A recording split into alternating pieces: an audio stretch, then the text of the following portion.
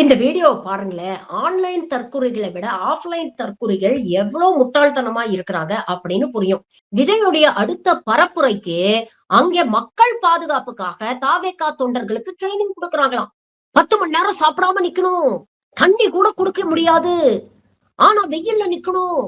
தளபதிக்காக உழைக்கணும். தளபதிய பாதுகாக்கணும். இதெல்லாம் செய்வியா?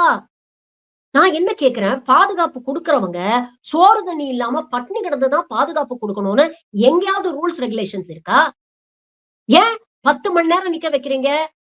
சரி, அந்த 10 மணி நேரம் உங்க கட்சி தொண்டர்கள பாதுகாப்புக்காக நிக்க வைக்கிறீங்களா? அவங்களுக்கு சோறு தண்ணி கூட குடுக்க உங்களுக்கு வக்கில்லையா? இதெல்லாம் சொல்லிட்டு, கடைசியில இதெல்லாம் எதுக்காக செய்றோம் அப்படின்னு கேட்டா, அவங்க என்ன சொல்றாங்க? தளபதிய பாதுகாக்கிறதுக்காகன்னு. அட பாவிகளா! இதெல்லாம் மக்கள பாதுகாக்கிறதுக்காக உங்களுக்கு ட்ரெய்னிங் குடுக்குறாங்க. அப்படிங்கிற அடிப்படை விஷயமே அவங்களுக்கு தெரியலையே! இப்படிப்பட்டவங்கள நம்பி இந்த மாரி கூட்டங்களுக்கு தயவு செஞ்சு போகாதீங்க. ஏன்னா உங்க உயிருக்கு உத்தரவாதம் கிடையாது. உங்க பாதுகாப்புக்கு உத்தரவாதம் கிடையாது. அப்படிங்கிறத தான் கரூர் போன்ற சம்பவங்கள் நமக்கு உணர்த்தி இருக்கிறது.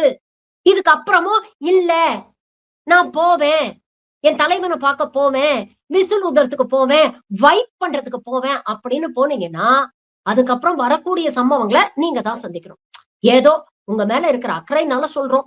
புரிஞ்சா சரி. வெயில நிக்கணும். நிப்பியா? 5 மணி நேரம் இல்ல 6 மணி நேரம் தளபதிக்காக இப்பவா தண்ணி குடிக்க முடியாது, சாப்பாடு சாப்பிட முடியாது. ஸ்ட்ரென்த்தா இருப்பியா? நம்மளுக்கு என்ன முக்கியம்? மக்கள் பாதுகாப்பு. தளபதி பாத்துக்கிறதுக்கு அவங்க வராங்க. அவங்க கூட டீம் இருக்கு. நீங்க வர நிர்வாகிகளை பாத்துக்கணும். கும்பல் வராம பாத்துக்கணும். ஆர்வம் மிகுதியால் பொதுமக்கள் தளபதி பாக்கிறதுக்கு ரோட்ல வருவாங்க, கிரவுண்டுக்கு வெளியே வருவாங்க. அவங்கள பாதுகாப்பா பாத்துக்கணும். அவங்க